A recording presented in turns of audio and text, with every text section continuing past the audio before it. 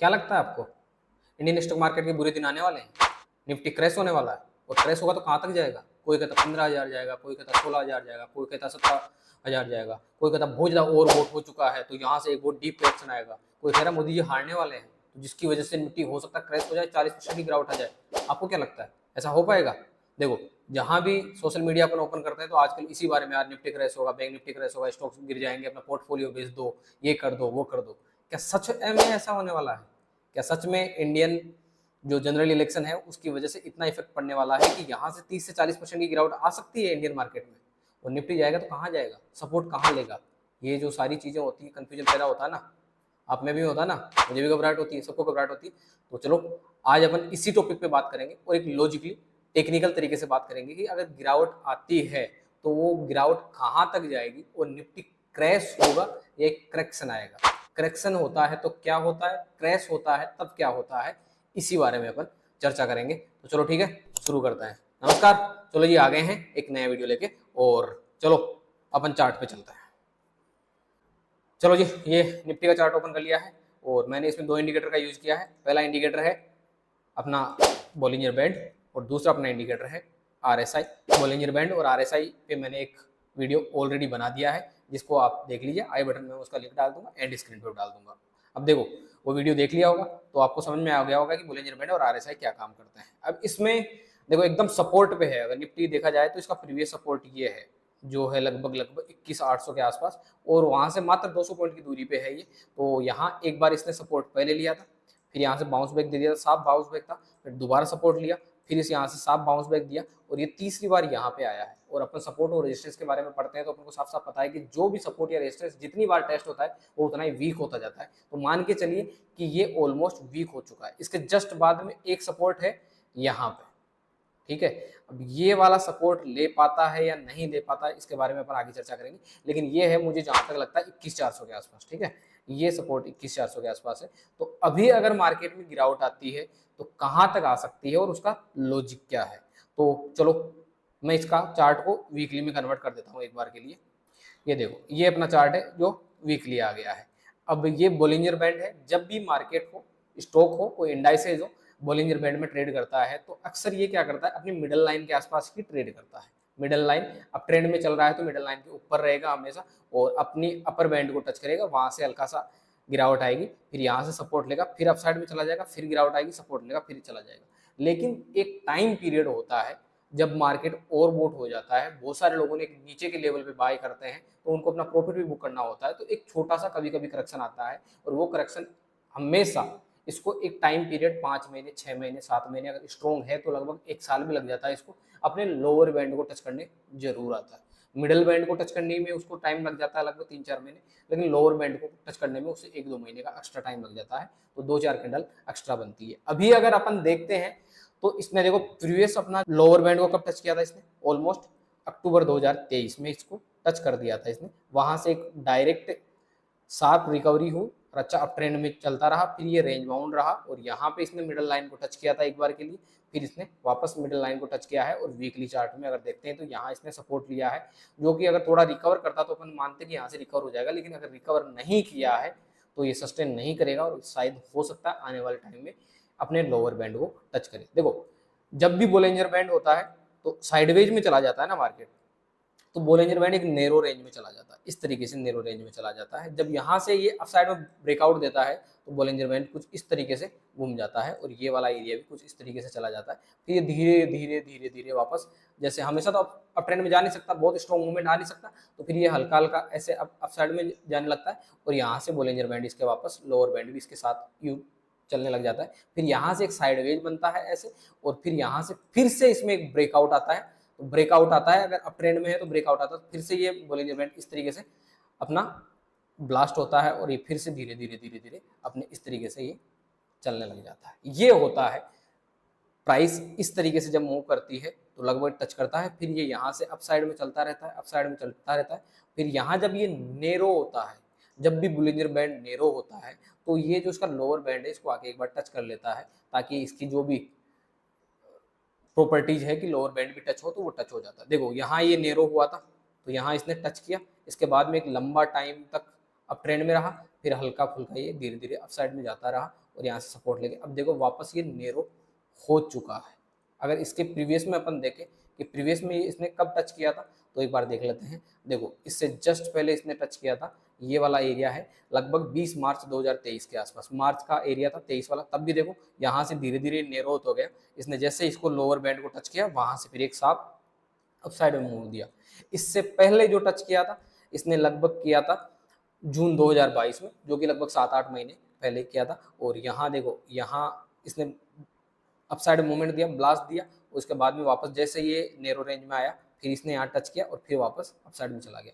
ये वाला करेक्शन थोड़ा लंबा हुआ था, तो यहाँ इसने 2-3 बार टच कर लिया था और फिर यहाँ से काफी टाइम के बाद में 7 से 8 महीने बाद टच किया। इसके साथ ही अगर अपन देखते हैं जब भी ये अपने लोअर बैंड के आसपास आता है, जब भी अपने लोअर बैंड के आसपास आता है, आरएसआई में भी गिरावट आती है। आरएसआई हमेशा वीकली चार्ट में 40 से 50 के 45-50 के आसपास ये सपोर्ट लेता है। पिछली बार इसने 47 के आसपास लिया था, इससे पिछली बार देखा जाए तो ये 40 के आसपास सपोर्ट लिया था। अभी चल रहा है 57, तो अभी अगर इसको 47 भी आता है, 45 भी आता है, तो जहां तक लगता है मुझे 21,400 को टच कर देगा इजीली। और 21,400 को टच करने के लिए इसमें लगभग 600 पॉइंट की गिरावट और आनी है, जो मुझे लगता है कि अगला वीक अगर पोज लेता है तो उससे नेक्स्ट वीक या अगले वीक में ही ये गिरावट आ जाएगी, इसी वीक में गिरावट आ जाएगी। अगर सपोज करो इससे ज्यादा और गिरावट आने की संभावना रही तो कहां तक आ सकता है, तो अगर अपन देखें तो देखो डेली चार्ट में अगर आप ओपन करते हैं इसको, तो डेली चार्ट में आपको एक चीज दिखाई देगी, एक थ्योरी है गैप थ्योरी, कि जब भी कोई गैप बनता है तो गैप कभी भी बिना फिल किए नहीं रहता। तो ये यहाँ गैप बना हुआ है, ये यहाँ गैप बना हुआ है जो है कि 20,300 से 20,400 के आसपास बना हुआ है, ठीक है। तो अगर वहां से और ज्यादा गिरावट आती है तो हो सकता है ये गैप फिल करने आ जाए, लेकिन इतना इजीली मुझे लग नहीं रहा है कि गैप इतना इजीली फिल करने आएगा। इन फ्यूचर इलेक्शन जीतने के बाद जब अच्छी खासी रिकवरी दे देगा 23,500 24,000, उसके बाद में एक कोरोना के बाद के टाइम का 7-8 साल का जो टाइम निकल जाएगा, तब ये गिरावट आएगी। एक 20-25% की गिरावट, 30% की गिरावट आती है हमेशा 7-8 साल के टाइम पीरियड में। तब हो सकता है 20,300 जो गैप पेंडिंग है उसको तब फिल करने आए, या ये अभी इलेक्शन के पहले पहले फिल करने आ सकता है।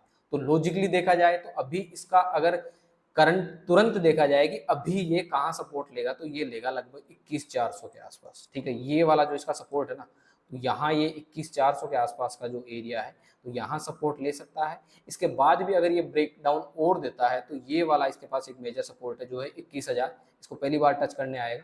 तो 21,000 अगर 21,000 पे भी सस्टेन नहीं करता है तो फिर ये गैप को फिल कर जाएगा और फिर यहाँ से एक अच्छी खासी रिकवरी, एक अच्छी खासी रैली अपन को साल भर के लिए, 1.5 साल के लिए लगभग 3 से 4,000 पॉइंट की अपन को निफ्टी में रैली दिखाई दे सकती है। इसके अलावा अगर अपन एक लॉजिक और लगाएं, एक थ्योरी और लगाएं, तो मैं एक बार इनको हटा देता हूँ। देखो मैंने इस वाले इंडिकेटर को भी हटा दिया, इस वाले इंडिकेटर को भी हटा दिया और यहाँ से इसको भी मैं हटा देता हूँ। अब मैं इसको वीकली चार्ट ओपन कर लेता हूँ। मार्केट में हमेशा 7 से 8 महीने में क्रैश नहीं होता है, एक करेक्शन आता है और करेक्शन हेल्दी होता है। कुछ लोगों को प्रॉफिट बुक करना होता है, कुछ लोगों को नई अपॉर्चुनिटी मिलती है, नए बायर्स होते हैं, नए वो जो पहले से ऑलरेडी बाय कर रखे हैं वो एग्जिट करते हैं। तो एक करेक्शन आता है और करेक्शन हमेशा हेल्दी होता है, हमेशा मार्केट अप साइड में ही नहीं जा सकता, छोटे छोटे करेक्शन आना जरूरी है, ठीक है। तो देखो इससे पहले अभी तक कोई करेक्शन नहीं आया, इससे पहले अगर अपन करेक्शन चेक करें कि इससे पहले करेक्शन कहाँ कहाँ आए हैं, तो एक बार वो अपन देख लेते हैं। देखो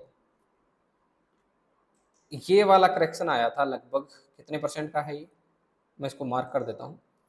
ये लगभग 7% के आसपास का है जो आया था लगभग सितंबर अक्टूबर 2023 में। इसके पहले ये बिल्कुल छोटा सा था, सिर्फ 2 ही कैंडल है, तो इसको अपन इग्नोर कर सकते हैं, लेकिन चलो ठीक है अगर मार्क करना चाहें तो इसको भी कर देते हैं। ये तो बिल्कुल छोटा सा है जो कि था लगभग 4.5% का, तो 4.5% के करेक्शन को इतना काउंट नहीं करेंगे। नॉर्मली एक 10% का करेक्शन, 8 से 10% का करेक्शन आना चाहिए जो कि हेल्दी होता है।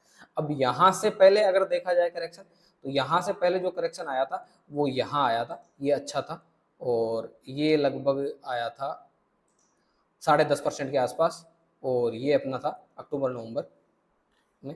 इससे पहले ये वाला लंबा करेक्शन चला था, ठीक है। ये जो 2022 में युद्ध वाला मैटर भी हो गया, तो ये वाला करेक्शन काफी लंबा चला था और ये करेक्शन आया था लगभग 18% के आसपास। इससे पहले कोई डीप करेक्शन नहीं आया, इससे पहले इसको क्रैश बोल सकते हैं, ये मार्केट क्रैश हुआ था कोरोना के आसपास। और इससे पहले अगर कोरोना के पहले अगर अपन देखते हैं तो देखो ये जून 19 में आया था, जो कितने परसेंट का था एक बार उसको मार्क कर लेते हैं अपन।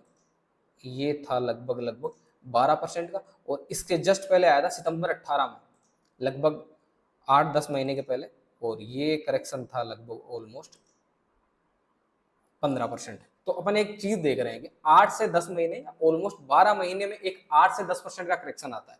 पहला जो ये करेक्शन था ये 15% के आसपास था, ये जो 18 में 19 वाला करेक्शन था वो 12% के आसपास है, 20 वाला क्रैश था, कोरोना था, इसके बारे में किसी ने कोई आइडिया नहीं लगाया होगा। इसके पहले ये एक छोटा सा यहाँ और है, इसको भी एक बार मार्क कर लेते हैं अपन।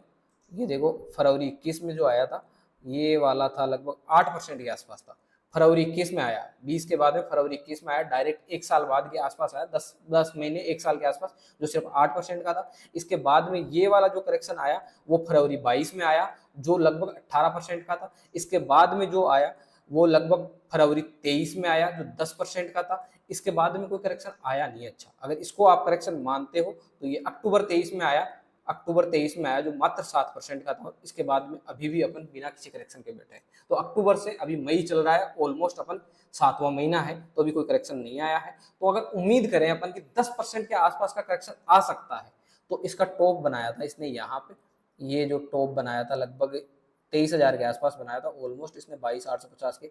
यहाँ से अगर अपन 10% का काउंट करते हैं तो 10% ऑलमोस्ट होता है, यहाँ इसे थोड़ा सा और नीचे ले लेते हैं अपन, ये 10% के आसपास होता है। और देखो 10% के आसपास ही इसका गैप पेंडिंग है। कितना पेंडिंग है? ये वाला जो गैप है ना वो ऑलमोस्ट 11% के आसपास पेंडिंग है। जो गैप अगर अपन लेते हैं तो ये देखो ये 11% के आसपास ये वाला इसका गैप पेंडिंग है। ठीक है, तो 21,400 के लिए तो मैं श्योर हूं। देखो मार्केट में कुछ भी गारंटेड नहीं होता है, मैं अपने हिसाब से श्योर हूँ, उसके हिसाब से मैंने एक ट्रेड भी ले रखी है। जो ट्रेड कंप्लीट होगी मैं तब बता दूंगा कि मैंने क्या ट्रेड ले रखी है। तो 21,400 की पॉसिबिलिटी तो मुझे लगती है 70-80% चांस लगते हैं कि 21,400 तो ये इस वीक में या अगले वीक में टच कर जाएगा।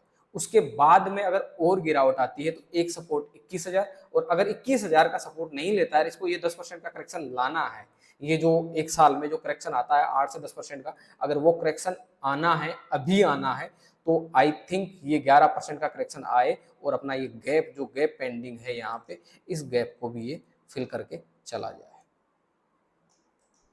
तो ये पॉसिबिलिटी है, करेक्शन आएगा तो यहीं तक आएगा, इसके बाद में और नीचे जाने की संभावना लग नहीं रही है। इसके बाद में हो सकता है कहीं भी चला जाए मार्केट जाने को, लेकिन अपन को एक बार इस लेवल तक तो तैयार रहना चाहिए कि 21,400, 21,000 और फिर तीसरा लेवल है 20,400 के आसपास का। तो ये तीनों लेवल अपन को मार्क करने चाहिए और इन तीनों के हिसाब से ट्रेड करनी चाहिए कि अगर डाउन साइड में आता है तो पहला सपोर्ट लेगा 21,400 के आसपास, उसके बाद में 21,000 जो राउंड लेवल है प्लस ये वाला सपोर्ट है इसका 21,000 के आसपास का, और इसके बाद में भी अगर और करेक्ट होता है तो ये 20,400 के लेवल तक जा सकता है। मेरे हिसाब से मेरा टेक्निकल ये कहता है, बाकी 15,000 जाए, 8,000 जाए, 10,000 जाए, मुझे नहीं पता, लेकिन मेरे टेक्निकल के हिसाब से मुझे लगता है कि यहाँ तक ये पॉसिबिलिटी बनती है। मैं इसी के हिसाब से ट्रेड करूंगा। तो ये वाला अपना टेक्निकल एनालिसिस के हिसाब से था कि निफ्टी अगर करेक्ट होती है, निफ्टी में अगर करेक्शन आता है तो ये कहाँ तक जाएगा। तो उम्मीद करता हूँ इस तरीके टेक्निकल के हिसाब से आपको समझ में आएगा कि हाँ निफ्टी में अगर गिरावट आती है तो पॉसिबिलिटी कहाँ तक होगी। और अगर आपको वीडियो पसंद आया, अपना टेक्निकल एनालिसिस की ये चीज़ समझ में आई, तो आप वीडियो को लाइक कीजिए, चैनल को भी सब्सक्राइब नहीं किया तो सब्सक्राइब कीजिए। आपके भी कोई व्यूज है कि नहीं, कुछ और आप टेक्निकल इंडिकेटर का या किसी भी चीज़ का आप यूज करते हो और आपको लगता है कि देखो मेरी थ्योरी ये है कि मार्केट वहां तक जाएगा, तो वो अपने व्यूज कमेंट कीजिए और वीडियो और चैनल को अपने दोस्तों फैमिली मेंबर्स के साथ शेयर कीजिए जो भी ट्रेडिंग के बारे में सीखना चाहते हैं। जल्दी मिलेंगे नेक्स्ट वीडियो में, तब तक के लिए राम राम।